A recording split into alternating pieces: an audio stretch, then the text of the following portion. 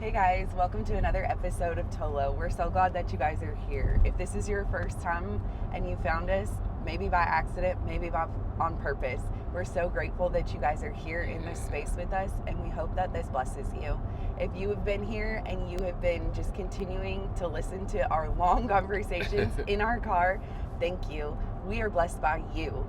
And we really hope that you just keep showing up and listening, because it's actually blessing you more than it blesses us.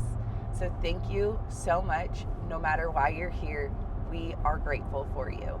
This podcast altogether is called TOLO. TOLO represents, well, one, T-O and LO. Together is TOLO. Secondly, it stands for truth, obedience, legacy, and overflow. And truthfully, that is our heart, and that is what we feel like the Lord has given us to just continually walk out daily with Him. That's right. And even though there's times where we miss it, and there's times that we don't meet our expectation, God always shows up and He's here with us. And so, as unusual as it is, we're here in our car because we believe that every time we get in our car, we have such intentional conversations, no matter if we're going through a valley, a moment that's just hard, one of us are struggling, or maybe we're just on the mountaintop and there's goodness to be spoken of. We right. always find ourselves in our vehicle, driving side by side, going in the same direction. And that's where we believe that the Lord has gifted us this amazing, platform, if we want to call it that. So we're using it's what we altar. have. It becomes our mobile altar. Yes. So instead of making excuses why we can't speak truth and authenticity, and just continually show the grace that we know that Jesus gives us over our lives, we just started and here we are. That's right. And so this is week number 9. I think we just were talking a little bit before we pushed play or record is that it's flown by. Tim may or may not have thought that this was week 5, and it's okay, but it is definitely week 9. I was thinking on release. We released number 5. Okay, that's gonna be my excuse. And we're just so grateful for this space. And truthfully, we created this mainly for the L, for the legacy, our children. We want them to be able to look back and hear our voices, hear our struggles, hear the authenticity, hear what God's done in our lives, and just continually know who He is in our lives. And hopefully that can just help advance the things that God has for them in their lives. That's right. So that then is the overflow. So here we are. Today's topic is actually, I switched it up on Tim. We are going, so he has no idea, which is great because I like putting him on the spot. He's not allowed to do that to me. We're going to talk about what we are believing for in 2026, what we see in the next year, what we think and believe for God to do, and things that we're excited for, things we are reluctant to leave in 2025. Because this podcast is going to go out on, I think that would be the 30th. So it's going to be right before the new year. I just really wanted to talk about some encouragement around a new year and starting, or maybe cutting something off. So I'm really excited about this.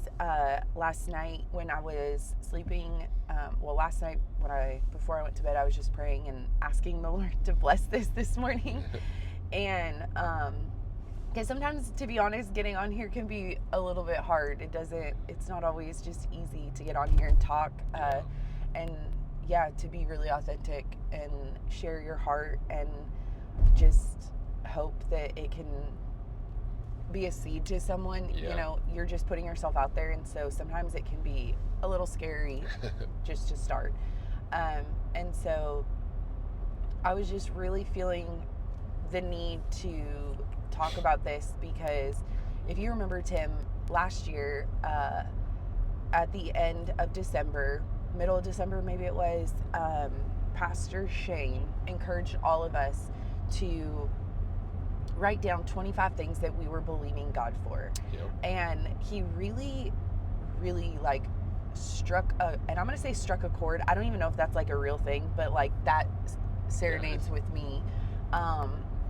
He really struck a chord in me based on the timeline of our lives and things that were going on, what I knew we were stepping into, and then just things that were happening around us with people that we loved. And it really challenged me to decide, do you believe or do you not? And not out of a place of doubt, because then that's when God showed me Thomas in the Bible. And it wasn't his doubt that then made him just have nothing. God didn't withhold from him. Right. No, instead, his doubt created this curiosity, I want to say, to really, truly like take me to him, let me see. Yeah. And then in my mind, which this is my own Lindsay mind, and we all know that I've got an interesting mind, I see and I picture, and I'm kind of like going back to that moment of like, I can just see Thomas like looking at Jesus's hands, looking at his feet, looking at his side, and being so in awe that like the only thing he can do is weep. That this is his Lord, this is his Savior, this is the man that he's walked with, this is the man that has now come and is the Messiah and has done everything that they've ever waited on. Yeah. I could just imagine that feeling being like what we will be like in heaven, and just wanting to just, and again, this is Lindsay, like just falling to our knees and being so in awe and such gratitude, where the only thing you could do is just continually tell him how holy he is. Yeah. And so I get this picture in my mind of how that moment in the Bible for Lindsay, again, this is Lindsay's perspective and feeling, is that is a moment of when heaven met earth. I feel like in that moment, Thomas, through his doubt, and I don't even like to call it unbelief, just like his doubt, because it's not like he's saying, I just don't believe. Right. This isn't real. He's just like, hold on, wait a minute, I know what I saw, and now you're telling me this, like, okay. Yeah. And so, to me, it really challenged so many things inside of me that I think the Lord was already trying to reveal and encourage and like break inside of me. And so, yeah, last night when I was just praying about it, I just kept seeing my list of 25 and preparing for the new year. Like, I don't know, so that's where I'm at. Well, I love that because like, obviously we know we can't like manipulate God. Right. We try. Or even like, I mean, the Bible is very clear, right? Like, you can't tempt him or test him. Other than in specific areas where it says you can. But to me, like, I'm thinking of it more of like, it's clear like you can't manipulate him. So like, I don't know, while you were talking, I was just seeing this new kind of perspective of like, yeah, like, here's Thomas doubting, like, oh, I have to see it for myself to actually believe. And I've always seen it through that like kind of arrogance of like, but what if it was like, yeah, what if there was something so much deeper in his heart? Yeah. Because like you said, he had walked with him, so he'd seen him raise people from the dead, and he got to sit there at the table where Jesus literally told him like, no, I'm gonna die. I go to prepare a place, and where I go, you can't go, but I'll return and you can come. Yeah. So it's kind of this like confusion. So like, again, something we always say, right, is like revelation of who he is lives between two seemingly contradictory ideas. I was hoping you would say that. So how is it that you want to be here with me and in me, yet you're gone, and I don't even know if this is like you or not? Right. I just kind of need some proof of who you are. Right. Well, and think about it, like, that's how we are with who he is. Like, God, if you say that you're Jehovah Jireh, right, you're a provider, right. I need you to show up and provide. And in our lives, we've seen that happen not as money. Like, right. And I think sometimes as the Western culture, like, we do want to say that it's a money thing, when, like, I believe that overseas, and I've never been overseas, so this is totally an assumption by hearing from missionaries that we know firsthand, personally, like they'll pray for God to provide or know that God will provide, and it's like a meal or a person to speak to them, or like they're so willing to hold on to God being a provider in that way. But in the Western culture, we obviously put it as dollars, which is so sad. It's the need, right? I mean, the same thing goes for like in the story of Abraham. He was about to sacrifice Isaac, not for money, right? So like, how does Abraham say, oh, this is Jehovah Jireh, when there was no money even like in the story? So it's like knowing, I'm sorry, I didn't mean to kind of like go off tangent, but what I meant was like where I meant to land was like, to know God's nature, to know who he is. And so for me, that's where I see Thomas. Like, I know who he is, so take me to him so I can confirm that I can know him in a deeper way and continually draw from him. And I think that's where God, when you were just speaking, the Holy Spirit showed me the woman at the well. Because think about it, and I love how you, and again, I'm putting you totally on the spot, so I'm so sorry, a little bit sorry, is that like you preached about this, or you taught about this to our young adults and to the young adults, and it was all about the woman at the well. He wants you to go. Right? He got to know her, even though he already knew her, and what he did was he revealed to her, I know you, in a deep way. And I'm gonna say it in Lindsay's version, you say it so much better and more beautiful, but it's like he forced her to have to speak truth in the questions that he asked. And so therefore, when she answered in truth, it was this moment of her opening up. And I mean, I see it more spiritually, right? Because obviously Jesus wasn't going after the fact that she had 5 husbands. Like he was going after who she was as an individual and what he knew that would come through her. And so it just gives this amazing picture of the woman at the well in her own doubt. Yet look what she goes on to do. And so that's true transformation. Totally. And so I think we just, as people, as Christians, as believers, whatever, we want to be like, oh, your unbelief like is equal to doubt, when it's like, hold on, maybe this person just has never experienced God in this way.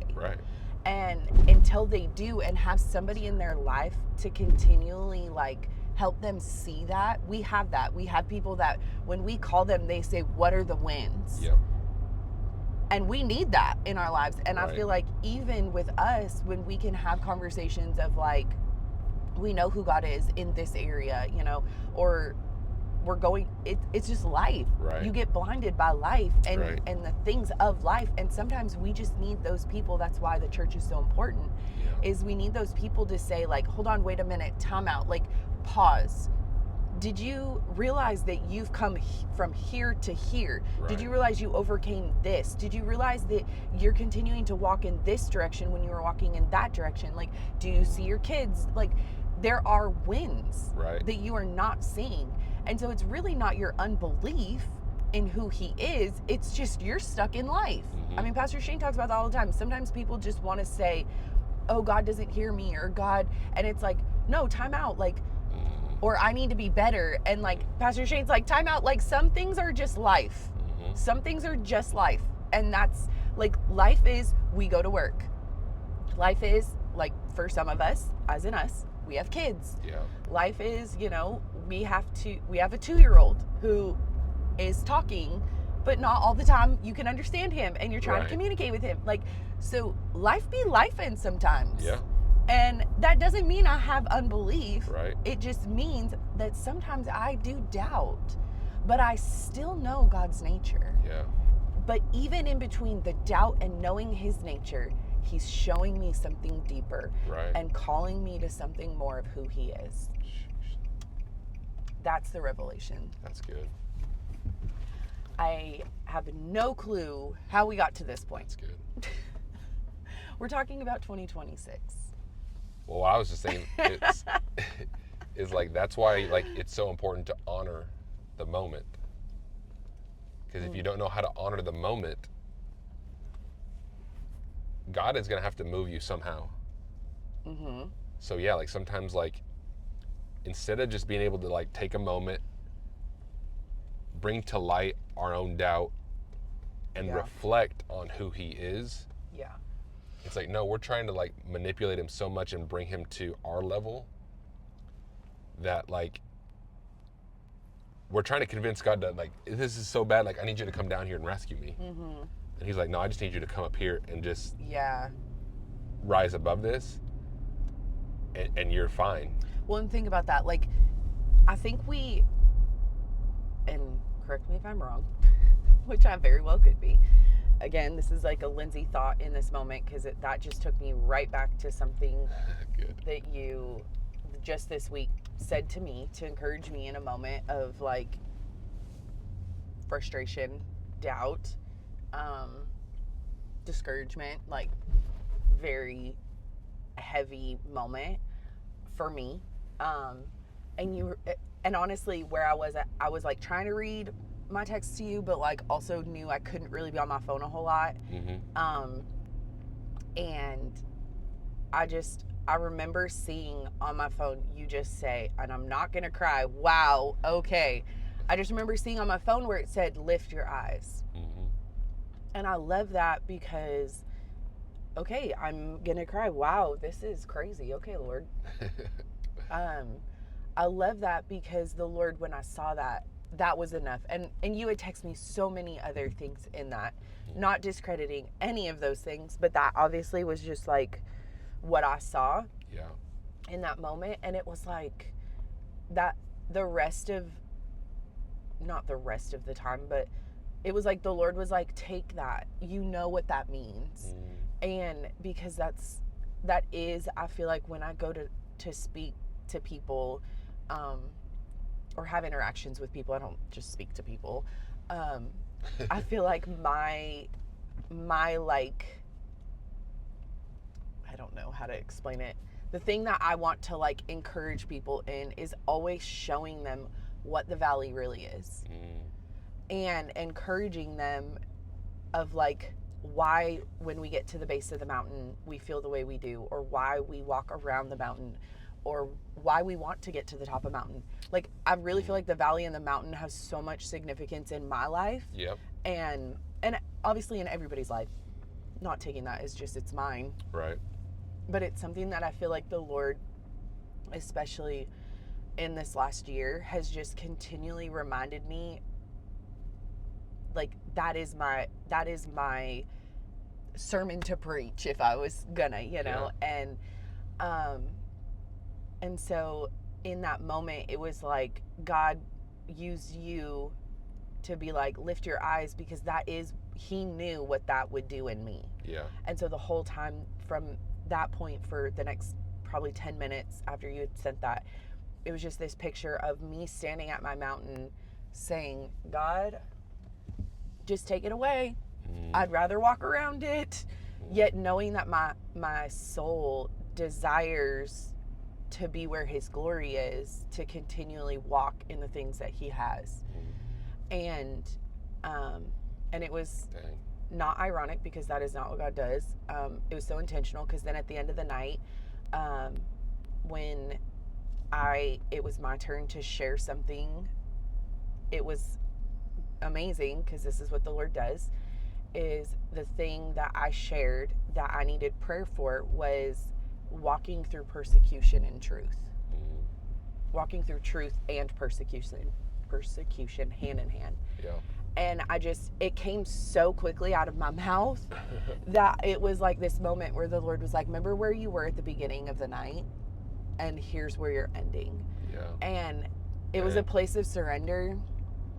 And yet knowing that the in-between, getting that text message, the Lord dealing with me, and by the end of the night, like the in-between, the process was so, like, I could have stayed stuck and not lifted my eyes. And if I would have, I think I would have came home and been so upset that I heard God and didn't continually speak the things that he had placed on my heart, to encourage. I would have felt like a terrible human. Yet I was able to take that encouragement to lift my eyes to know that like this doesn't stand on me. This isn't made or broken on me, and all I'm here to do is just continually be a representation of who Jesus is, and just desire things of the Holy Spirit to speak that into other people's lives, so that way they can walk with the Lord freely and abundantly, knowing who they are and knowing that life be life. And sometimes we have doubt, but the bottom line is Jesus is still on the throne and God is amazing. Come on. And all you have to do is just show up. Okay. There's something about this road. I feel like every time we get on this road. Oh, that's funny. But that's good. That's really good. Because when you lift your eyes, right, and I'm kind of dumb, like, because I say these things all the time, and I guess it's just like how God can reveal something new in an old thing. Mm-hmm. But like, if I lift my eyes, and I truly believe that beholding is the means of becoming, like when I look up and I fix my eyes on him, I have to become like him. So I have to I have to get there. Right. And so many times, like, I don't know why I can't get over this, but it's just like, I feel like we want God to come here. Mm-hmm. But that was never the prayer. I mean, it is in the sense of like, your kingdom come, your will be done. Mm-hmm. But it's transferring heaven to earth. Mm-hmm. So like, you got to go encounter him and his nature and who he is, so that you can bring it here and actually represent it well. Because what good is it for me to say, you know, like, I want to be like God, and then like, I don't even know who he is. Yeah. It doesn't make any sense. And this is where I was going at before I just had a moment of crying. Is that I think we take this like, oh, God meets us in our low places. Like, we take that and we like, this is not gonna make any sense, but it's funny to me, so I'm saying it. We like Christianize it. Yeah. We like make it a thing. Oh, absolutely. And it's like, okay, but wait a minute. God doesn't say, okay, stay in your low space. Like, what does he do when he meets us? He lifts us up. Right. Right. So that's where I was going. You're surrendering all your power to receive his. Yes. And he's not going to keep you down there. No. Because that wouldn't make it. He's not a God who suppresses us. Right. Like, what but it's in like, the world? That's you wanting to stay there, so that you can have like, that's comfort. Some savior to like, oh, just come bail me out. Like, yep, that's comfort. That's saying like, I like where I'm at, and I'm okay with staying where I'm at. But like, God, I need you to just like, save me. Right. But it's like, he already saved you, first off. So like, stop manipulating that. Right. Second off, he's not going to leave you there untransformed. Right. Like, he's going to pick you up. He is a God who does that. Though he meets us in our low spots, though he's a lowly God in the sense of he comes down to us, he's not leaving you there. Right. The objective was never for Jesus to die so that we could stay in our, and here's like this is where, again, Lindsay is on a roll with Mark Dawson, weird things to say. That's my dad, if you didn't know. Just say in your grave clothes. Oh, yeah. Like, literally, he's like, no, I've called you out of the grave. Like, stop putting on these wretched, stinky clothes and acting like you somebody you're not. Right. Like, you are a daughter or a son of the Most High King. And because of that, I've called you to greater and to more. He doesn't say it's going to be easy. Right. I mean, again, look at every single disciple in the Bible. And also, time out. Like, let's look at I probably shouldn't make an overall statement like that. But, like, let's look at people in the Bible who wrote the Bible. Most of the disciples, right? David. And I think that's where I was going, was like David. I mean, you can't tell me that these people who wrote the Bible were just these perfect little angels that Jesus was like, yay, you look just like me. No. Yes, they look like me, they walk like me, they talk like me, but they ain't me. Right. Because they're still human. Well, beautiful picture, right? God meets David in the fields, elevates him into kingship. So like, even just physically, you see him going from glory to glory. Yeah. But like, you got to be rooted somewhere. That way, when you're elevated, you don't lose who you are, but you get closer to him. Yeah. Well, that way when you're elevated, it's not about you. Yeah, so then because you didn't do it, and exactly. it's never been about you. Right. So yeah, then when you mess up, take a wife that's not yours, kill her husband. God you still still meets you you with still grace. know where to go. Right. You still know how to humble yourselves. Right. Like I would rather. I love it because Marisha always tells me that just reminds me. She always tells me that I would rather choose, because God tells David, right? Yeah. He says, and this is again totally just secondhand, not word for word what the Bible says, but go check it for yourself, read it for yourself, is that I would rather, God says, would you rather have the wrath of man or the wrath of me?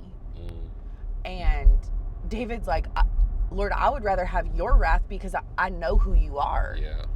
I know your character and your nature, and even in that, you're still God. Yeah. Versus people who they didn't call him. Right. And so I love that picture. They judge from the outward appearance. God judges from the heart. Right. And he knew that God would transform him. Right. He wasn't manipulating God, but to humble himself in that moment because he knew who God was, like, beautiful picture. Come on. Like, yes, Lord, I would rather it be, and I love it because Stephen Furtick talked about this years ago, and it's something that's always stuck with me because, again, based off of this episode, if you can't figure out Lindsay's weird brain, this is going to make it even more weird, but it's weird in a good way, right? Yep. Is that Stephen Furtick one time, and whether or not he did this hand motion, he probably didn't, but like this is what I remember, and it's always stuck with me. So this is how the Holy Spirit interpreted it to me, was that everything has to pass through the hand of God. So like if God's hands, right, if we really believe that God has the whole world in his hand, if we're gonna go back to Sunday school, kindergarten days, he's got the whole world in his hands. Nobody who is younger than us is gonna have any idea what I'm talking about. And if he's holding that, right, like it also, if you think that, I mean, I guess he's God, he could hold it in one hand, but I like picturing it with two hands. If his hands are holding something, right, if you're thinking you're holding a bowl, it's normally like this, okay, right? Okay. Like you're holding a bowl. Holding the bowl. Okay. There's gaps everywhere. You're holding this bowl. So God's holding it. He's holding you. He's holding me. It has to pass through his hands. I don't care if we screw up, if someone does something to us, if the enemy comes against us, like nothing surprises God. Right. He knows exactly what's going to happen. Right. And so he's just waiting on us to move. And so he's like, okay, here's Lindsay. I'm holding Lindsay. Big old Lindsay. Big old Lindsay. Okay. And he's like, oh, nope, that's not passing through. Like, do we ever actually think about the things that God closes off his hands to that doesn't come against us? Well, I sure hope so. We want to use it when it's convenient in our life. Well, I'm just saying, like, do you really? He opens the door no man can close, and well, let's them, be honest. Most of the time, people don't. We just Christianize that and make it into what we want. But no, like God closes his hands off to things. Right. It has to pass. So if something happens to you, it's because his hands were open, not because he's an evil, mean God. Right. But it's because he's saying, hey, I'm testing your character. Hey, I'm testing you in this season, not so that you fail, because we have this messed up view of what test means. All a test is it's going to show where you're at. So then next time it comes around and you take that test again, and with God, it's going to look a little different, but it sure as heck's going to feel the same. Right. You're going to know. You are going to know. And you're going to be like, oh, this time I didn't act like that. Right. But sure, I maybe didn't get it 100%. But that's okay. That's God's grace. That's right. Like, he's entrusting us with heaviness, with hardship, with persecution, with truth. I mean, he's entrusting us with all of his nature here on earth. That's right. I don't know. How are we getting to any of these places? This is hilarious to me. Best episode yet. I think it's all to say that in 2026, we're about to be elevated. We're about to go from glory to glory. Okay. We're about to lift our eyes to the hills. Okay, so here's my question to you then. Is in 2025, let's go back to 2025. Okay. which technically we're still in. Jeez. You don't have to get like super specific, Okay. and that's okay. Because I don't know that I'm ready to get super specific. Like, I'm willing to be authentic and real and vulnerable, but there are some things that I think I'm still gonna like. I'm not gonna call them out word for word. Okay. What I was believing for in 2025, that maybe didn't happen yet. Okay. Yet, I'm gonna say yet. Okay. And you probably can think of it just by me saying that. But there's just some things that I'm not going to share on the internet, and I have a couple of those that I'm still believing God for that I think are just personal, and I'm not going to. I think that's smart. Okay. Wise. So based on your list, and believe you me, I can't remember all of the things on my list, but I do remember enough of them.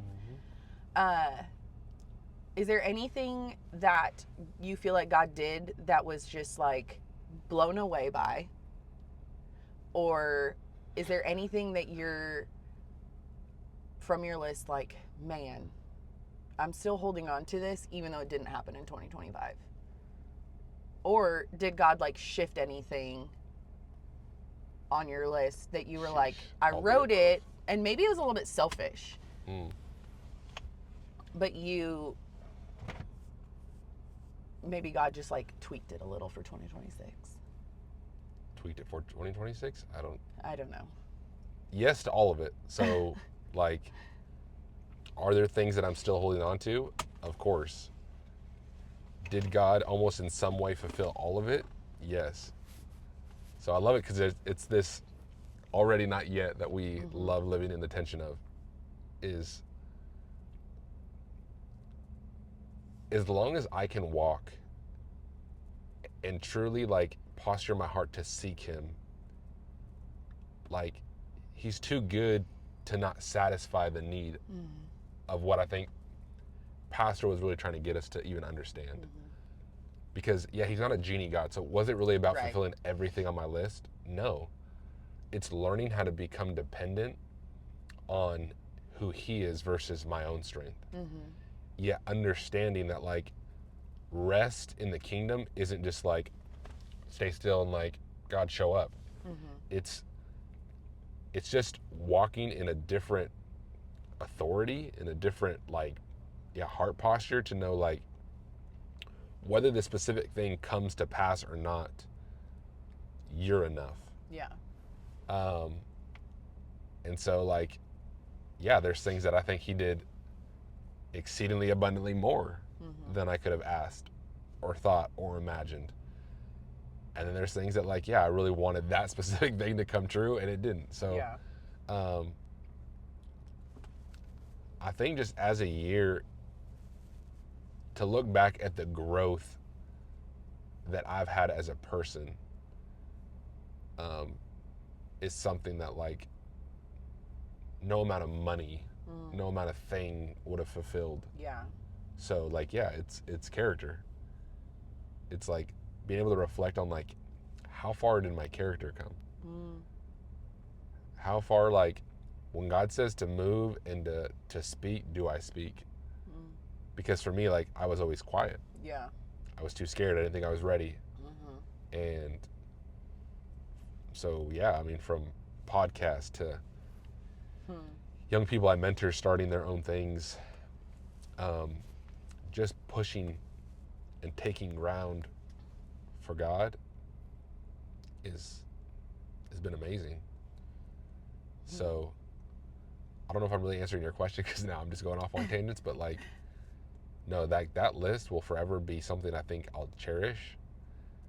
And knowing that the few things that I did walk out, so yeah, like stepping into ministry, becoming a business owner, actually for once, to me, feeling like I'm becoming a husband and a father, like three main things, right? If we want to talk about faith, family, and like finances, it's kind of like the main things. Like God is teaching me how to fulfill that and lead in a way that like this next generation can look at someone and not like to focus on me, but to say, here's a man from who knows where with not the greatest pedigree and not the greatest charisma and all the things, but like his heart is pure, his walk is obedient, and he's okay to go through the fire. Like, I just want to continue to be refined because I know it's going to go way past me. So like the legacy that I'm leaving is so important to me that that's what I hold on to. Yeah, when I want to quit, when I want to just run and be upset, like, I can't just think about me. So for a lot of my life, that's never been the case. I've usually been able to manipulate it and like get what I need so that like I feel satisfied. And to finally begin to allow God to shift that out of me, I'm not gonna lie, it's hard at times, but I know it's for the better, and I know it's gonna produce far greater things even if I don't see it. So even if I don't ever perfect it and I'm this perfect person that I thought I am in my mind, to know what my sons are gonna be, to know what my daughters are gonna be in the faith, and my physical children, like, I don't think I'd trade it for anything. Yeah. I love that because while you're talking, I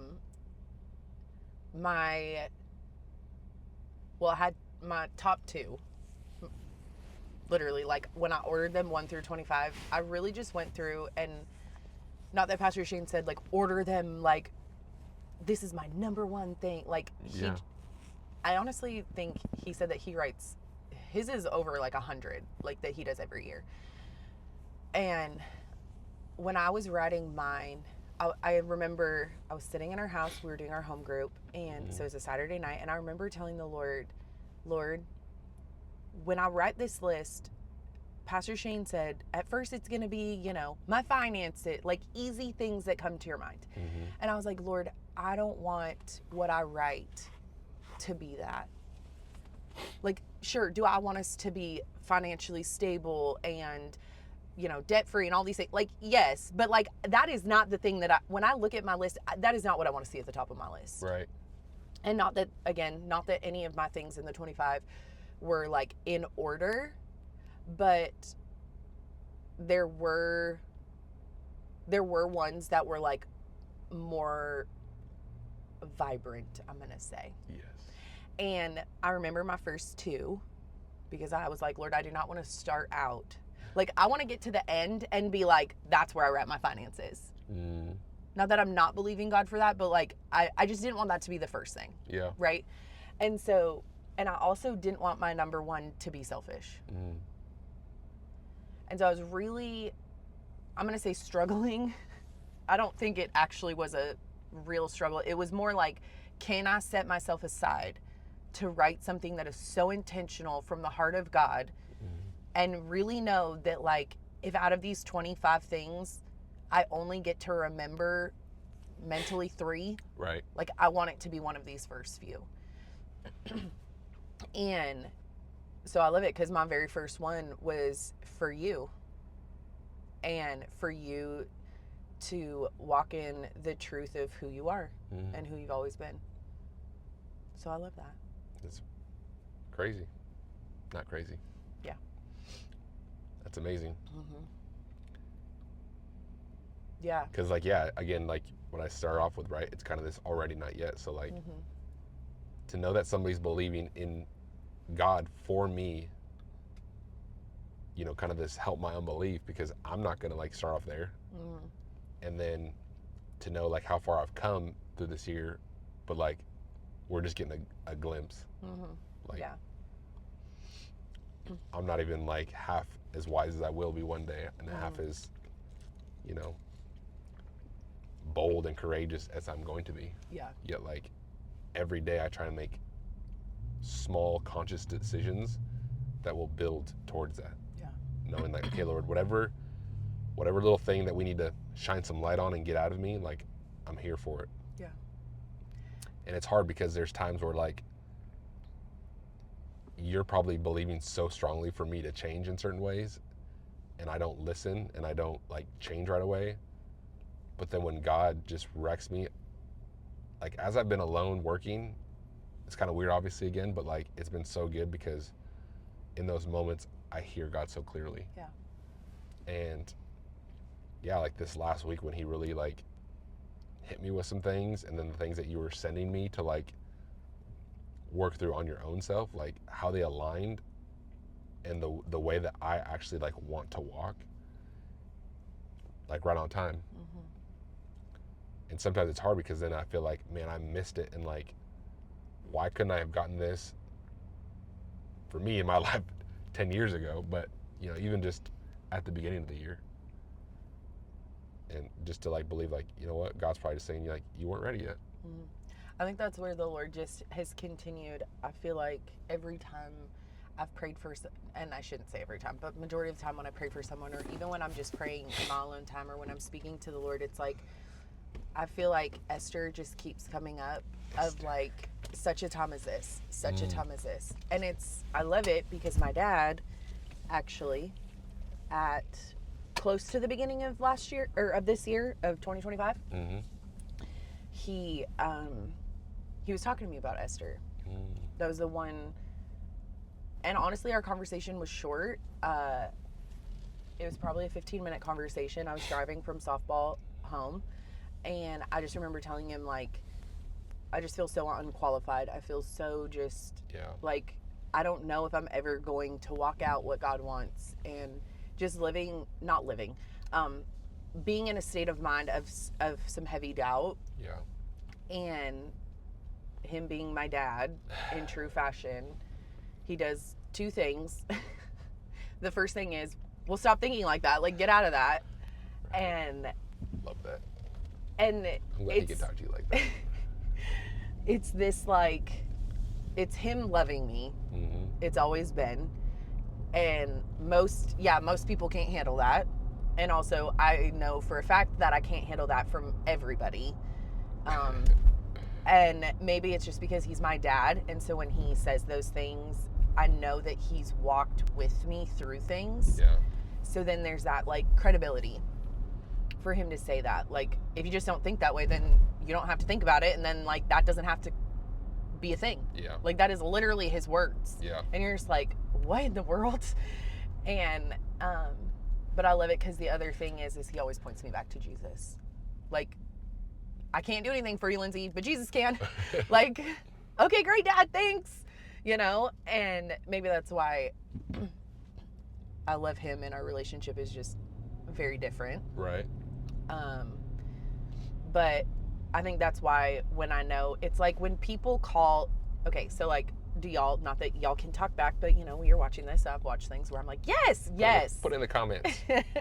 Where like you call a certain friend or a certain person because you want them to like comfort you or agree with you or like feed into it with you. Mm-hmm. Like, our first phone call is normally not the person that's gonna call us out in the situation, right? My dad is that person that's like, hold on, time out, what did you do? And like, what part do you play? Yeah. And I think that's why I have like this complex. Sorry, Dad, if you're listening to this. It's okay. I think it's a good thing. I'm saying that it is a good thing. Is where then I self-reflect. Now, where it's bad is like I self-sabotage because I self-reflect so much that then I pick up your shame and this person's, and then like all of a sudden I'm like, how did I get here? And what is going on? And then I have to be like, oh wait, that had nothing to do with me. Yeah. Like, I just picked everybody else's stuff up. Yeah. And so then I self-sabotage. Truth. Instead of just self-reflecting, what can I control? What do I need to let go of? How do I get better and move in the direction I need to? Yeah. And I do feel like my dad taught me that through sports, obviously, being my coach. And if he wasn't my actual, like, team coach, he was the dad coach, you know? So, like, he still was my coach always. Yep. Which was good. And so anyway, I don't remember how we got there either, but we're going to relabel this episode like randomness. This is what it means to flow. This is what it means to live with We're Lindsay. in the flow. Shout out to Lil T. We've hit the flow state. But anyway, so I think for me on my list of 25, I loved that I just heard that. Obviously, I have watched you become a very different man than you were a year ago, and even just within this week, a very different man than you were a year ago. God is continually just shifting and changing things in you, and fine tuning. Let's just leave it at fine tuning, okay? I love it. I was Wow. Okay. Sensitive much? Yeah. No, don't hurt me too much. I'm not hurting just you. I'm just kidding. Clearly, we know who is not the soft I'm one. sensitive. Yeah, you are. Even though I've cried on here and you have not, which is very shocking. But true. I think too that, but that stems though for me because of praying for you for years. Yeah. So like, No, I'm sorry. I know. I was totally I know you're kidding, but I think because deep down, the bottom line is like, when I die, we're gonna leave it at that. When I die, I want to be able to look back on my life and know that when I prayed for you, it was never out of selfishness, but it was truly out of seeing you get to walk and operate in the things that God has placed inside of you, and really truly wanted to draw out of you. We should do a podcast on it then, because like, I'm just gonna say, and this, I don't want this to sound super arrogant or prideful, but it's like some of the hardest times were like seeing you want things out of me, and me almost thinking like, one, I'm kind of doing that, but then like getting so upset with myself, like, why can't you just do this, like, and not just for a day, but like just do this all the time. So I'd love to, like, I think sometimes like God like took me through there so like I could share. Yeah. Because a big part of this whole thing in general is just like my lack of communication. So then from there it's like, okay, we know that there's life and death in the power of the tongue. So, and I could go into that and do a whole thing, but like,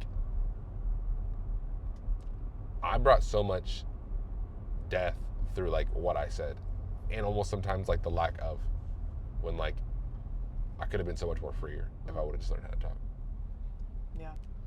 Like knowing that was a stronghold for me, and as I'm breaking that, like, so like, yeah, I'm just sorry for like having to make you wait for things that like I felt so in my mind, like, yeah, like I want to do that, I can do that, and then just like freezing, almost being like, how do I do this, and then just like, okay, I'm not gonna do it.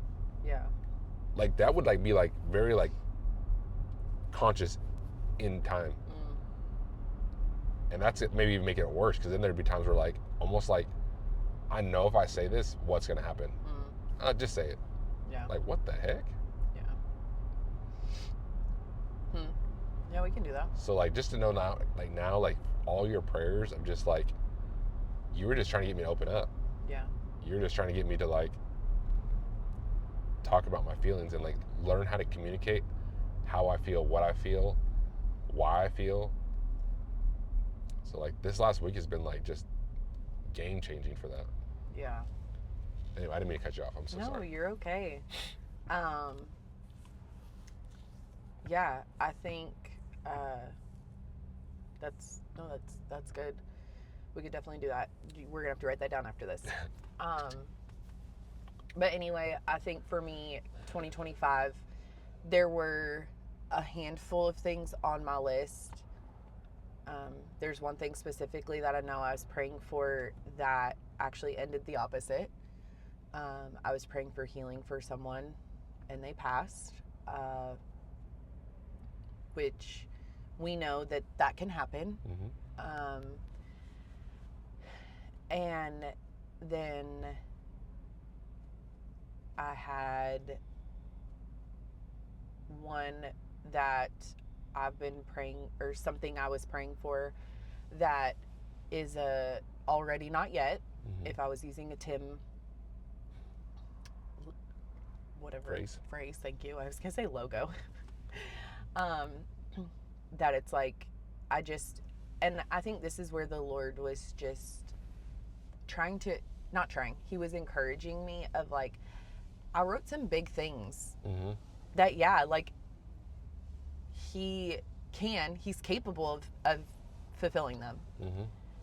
Oh yeah, more than able. More than able. And it's not that he's withholding, but there's other things in the process that he's trying to teach and grow, not just in me, but in the people that I'm praying for. Mm-hmm. And so if he looked at it like my Christmas list and was the genie that just made all 25 things exactly how I wrote them, how I want them, like there'd be I would be able to testify like, oh, look I prayed for these things and great. But like, then they would never have had sustainability and depth to actually truly move me or the people I was praying for. And so, there's some things on my list that, I really wanted to see happen this year. Specifically, I can think of 2 things that I really wanted God to do this year, just miraculously, like make this flourish and heal this person and it just be the end of the story and just be fine. And instead, what God, I believe, is right now in this very like raw moment, I think God is just teaching me that like, if I just heal this person how you want me to, is anything going to change? And if he's a God that's always calling us to more and deeper, I would have to answer that honestly and say nothing would change. Even though I want to say, yes, it would. Like it would. Right. But it wouldn't. Dang. And so I think in that, he's also showing me that there has to be some boldness and some intentionality that comes from me in this specific situation. And if I'm actually willing to walk that out. And if I'm really willing to like let go of some things in me, like bitterness, we'll just call it for what it is, to really let him heal me in order to heal whatever else is broken. There's just so much there that I feel like he's been, because I've kind of been a little bit anxious about this specific person that I'm praying for healing for, just leading up to the holidays and whatnot. And I think a little bit of a trauma response of just my mom. But the Lord is like, it's not the same. So, but then also him trying to show me not to be desensitized to the fact that, oh, we're all just going to die. Like I remember whenever we would fly places, my mom would always be like a little bit nervous. And then my dad would be like, well, if we die, like, at least we're that much closer to heaven, which was always funny because I'm pretty sure my brother would be like, but Dad, like, if we die, we're going to be on the ground. Right. Like, that doesn't make any sense. And it was just this picture of, like, my dad just trying to be like, well, death is a thing, so, like, stop fearing it and just, like, embrace what you're doing. So, like, I saw his underlying, like, what he was trying to do. But I think then I got so desensitized to, like, we're just going to die one day. And so not, like, YOLO, but, like, live life not in fear of death. Right. And anyway, so there's that.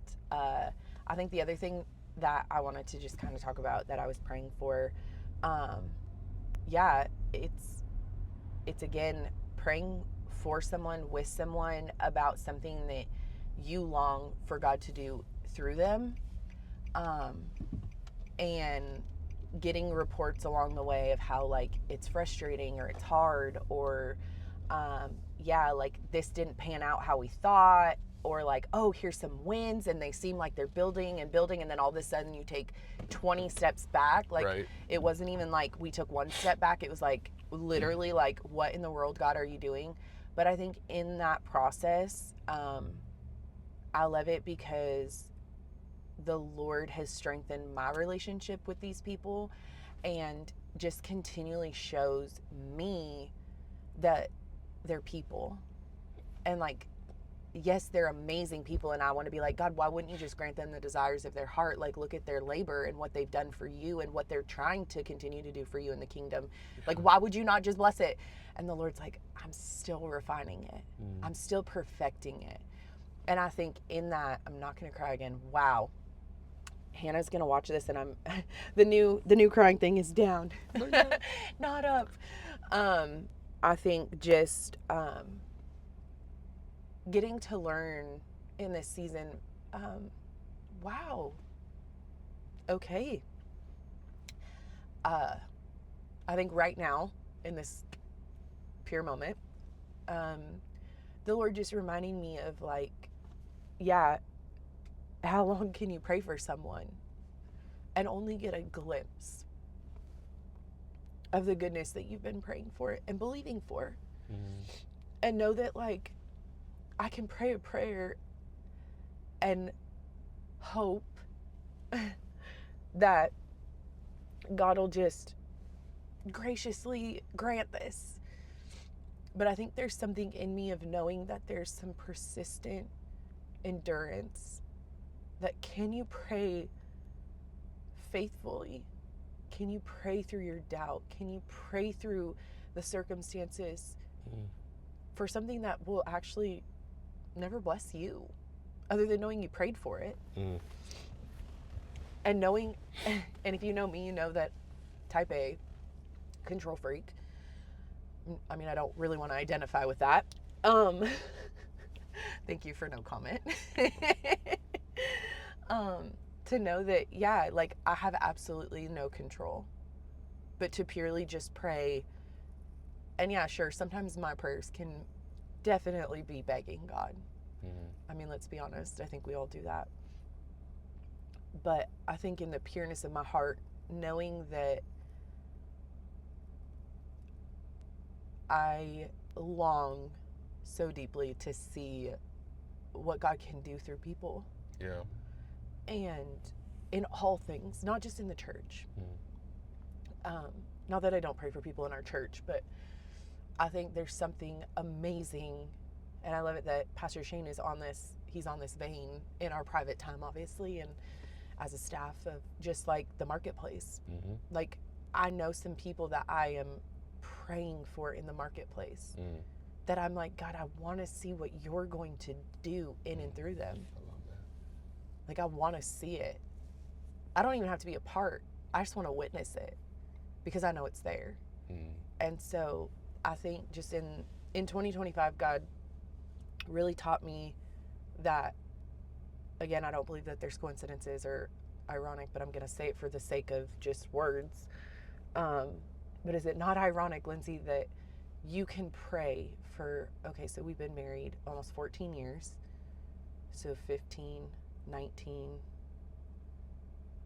21, 22, 23. Oh, my Lanta. That you can pray for 23 years. 23 years. And just start to see the goodness. Like, I mean, yeah, my flesh wants to say, God, I don't have 23 more years to pray for, like, the things that I want to see come out of our children, or, well, I mean, I guess I do have 23 years. I'm not that old. But, you know, I'm thinking of a specific couple that we love that I'm like, please do not make it be 23 years before they go out and do the things for you, Lord. Like, do not make it be 23. Lord, I'm not praying for 23 years. Like, okay, you know? But I if think, you had to, would you? yes. That's all that matters. That's honor. So I think that's what the Lord wanted to show me, is like, there are things on your list. I would say that as of this, if we were actually after this to like look at my list, I think it's on my phone. I want to say that there was only one, if not two things. There was one thing that absolutely happened the opposite. And I think there was two things on my list, if I'm like vaguely remembering, that happened. That happened. but everything else, it's like the long game. Mm. And I think the Lord is just continually, which, how ironic, right? Mm-hmm. Like, in our stupidity, in dumbness. Oh, come on, we were 18. I wasn't allowed. Well, I was 18. So were you. Had purpose. I got a tattoo. We got tattoos. And it says endure. You're not going to be able to really see it, but it says endure. My dad never would have allowed that. He is not a tattoo guy. And I was living under his roof, but I got it. And I do love the message that Pastor Ken, our pastor back home, I mean, it was just a huge, no, it wasn't a huge seed. It was a bunch of seed that he scattered, I think, in our lives. And I think that's just, God is such a redeeming God. He's so good. Oh my goodness.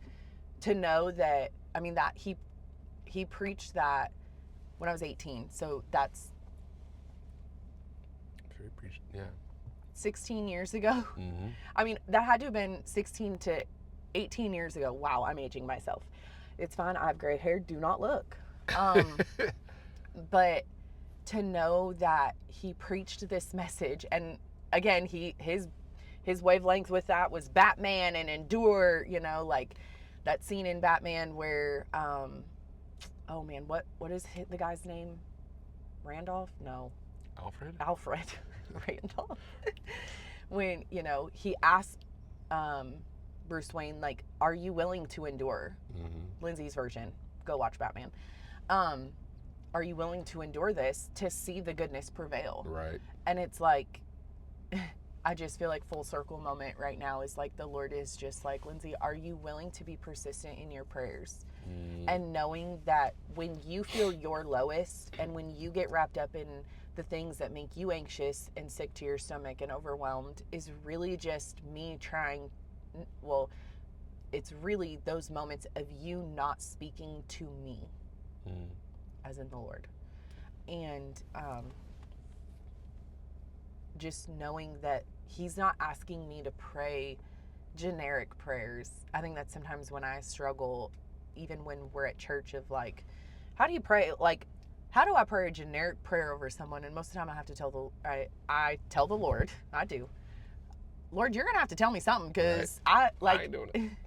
It is really hard. And it's like, but the place that I feel rooted in, the place that I genuinely long to be, the place that I long to, or the place that I just feel the most like Lindsay, is it always stems from that place of an altar of like being in my prayer closet, being in my time with the Lord, that I persistently can endure a prayer life. And I think in 2026 he's really calling me to say, now take your prayer life and move it to what you long for it to look like. Let it be your starting and ending point.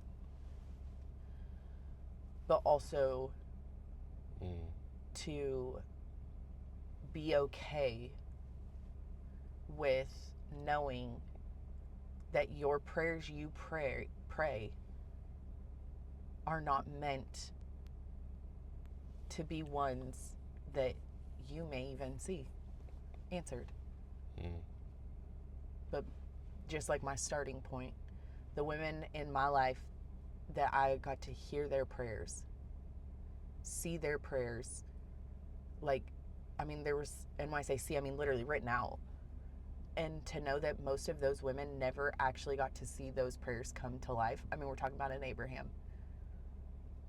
Like, are you willing to do what most people say they do, that when heaven comes to earth, you're okay with knowing that your prayers were the seed that you scattered? Dang. So in 2026, Dang. I feel like it's I have a whole tangent I want to go into, but I won't, because it's good. I feel like 2026 is going to be a year of really testing my persistence and my endurance, to really truly bring that out of me, because I think the Lord is like, if we're going to keep walking around this mountain, Lindsay, like, I I feel like in the last 2 weeks, the Lord has just been telling me, you better get your boots on, like tie them up, because it ain't going to be pretty, but it is going to be everything. Mm-hmm. And anything that is not. I want to encourage you to stay hopeful that it is going to look beautiful. Right. Sorry. And no, it's okay, because like I'm not trying to read into it too much. Like, oh, you're like, because we do get like that of like readying ourselves for like this battle and this, and I get. And you I know get my the heart. Yeah, yep. That is not my heart. Like, it will be. But what I want you to focus on is like, honor produces longevity. It produces unity, because it's revealed through priority. I can't. And it's revealed through your heart posture, because you're saying like, I see you how God sees you. And so like, yeah, like, here's what I know to be true is like what God has called us to do and how we're actually like deconstructing some things for it to look a different way, the way that it's actually meant to, is hard. And I get that. Yeah. Because you're coming against everything that's ever been. So, you want to know why I left? Why? Because, so for church, we're going to be doing a reel of your word for the year. And you know me, I'm like, oh, it's such a Christian thing. Like, you know, it's like, I just, yes, I have my own issue around that. And so, but I'm like, okay, Hannah, like, I trust you. It's actually a really good idea. But you know me, like, God is so intentional with words for me. And he's never, that's not true. That hasn't always been the thing, though. Yeah. And normally I'm not looking for the word. It like and it's always literally a smack in the face when he gives it to me. Like last year when he gave me the word opportunity, it was when we were praying over our church, and I literally remember standing in that circle being like, opportunities. And everyone's like looking like, you're supposed to say more than that. I mean, not that that really was what they were thinking. Right. But I mean, I remember Pastor Shane just looking at me like, is that it? Like, and I'm like, yeah, literally, like, that's all I've got, because wow, God just like, whap, whap. And so, I love it, because in the last 2 weeks, I've just been like throwing a pity party a little bit with the Lord. And do you want to know the word that he gave me? Uh-oh. Why are you yawning?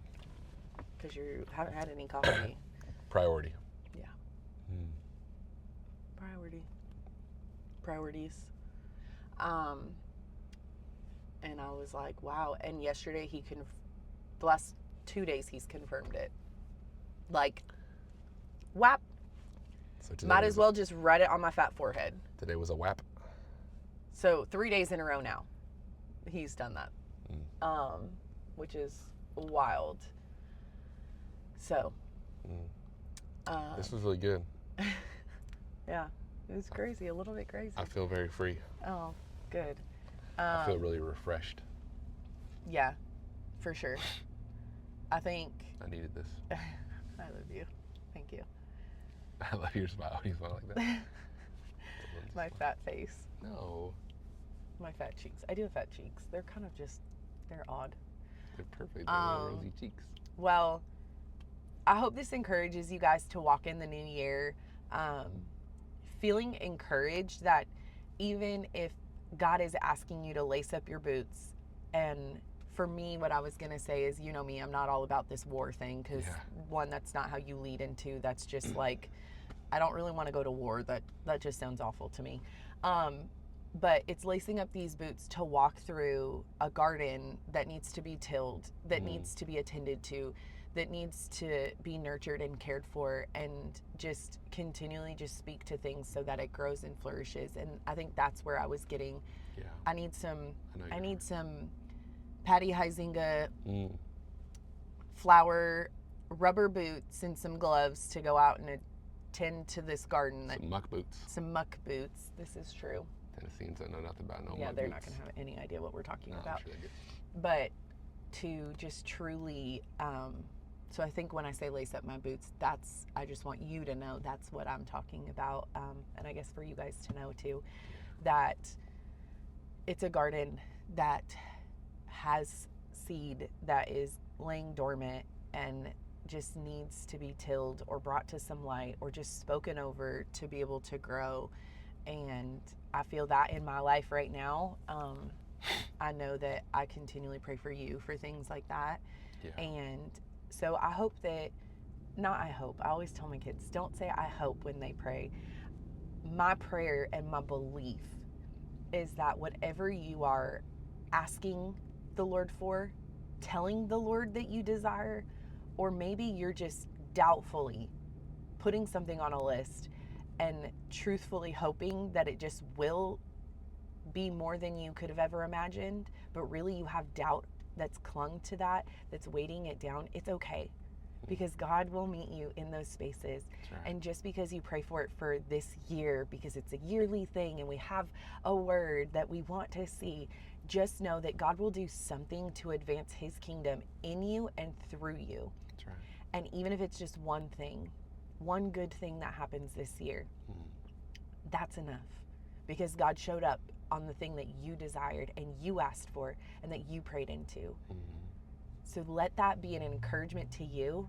And maybe if you have some things that you're really believing for and it feels like it's not a year isn't long enough, I hope you're encouraged to know that there are things that you can pray for years. There are things that you can doubt even in the midst of those times. And there are things that you continually pray and believe, and you're holding on to that belief, but saying, God, why not yet? All he's asking is that you show up. That's good. That you stay obedient and you stay persistent and you endure the things that come at you. Because in that, he's growing your character and he's growing your relationship with him. So therefore, you're winning. Yeah. You can't lose. That's right. You gotta stand firm on the promise that he spoke when he said, he who began a good work in you. Yeah. So it's dependent on God, not you. Right. And he's faithful and just to complete it. So you have to know that whatever God truly intended for your life, he is faithful and just to bring it to completion. Yeah. To that perfection, to that full maturity, that full essence of everything that you're meant to do in your life and for the kingdom. So that's good. Yes. Well, we hope that this encouraged you, Yes. that it blessed you, and go into 2026 believing God for things big, small, for you, for others, and just know that he has designed you for this exact moment in this exact time so that you can be drawn to him. Be encouraged. 2026 is going to be a great year no matter what happens. So thank you for being here. Goodbye yesterday. I'm living in the light of a new day. That's right. So we're going to go get some caffeine and go about our day. But we are so thankful for you guys. And thank you for withstanding, I guess, enduring this extra long podcast today. But listen, this was so real, so raw. And quite honestly, I know that it blessed both of us. We really needed this today too. So you got very authentic, Tim and Lindsay, today. But anyway, we will see you guys next week on the podcast. Bye, y'all. Bye, y'all.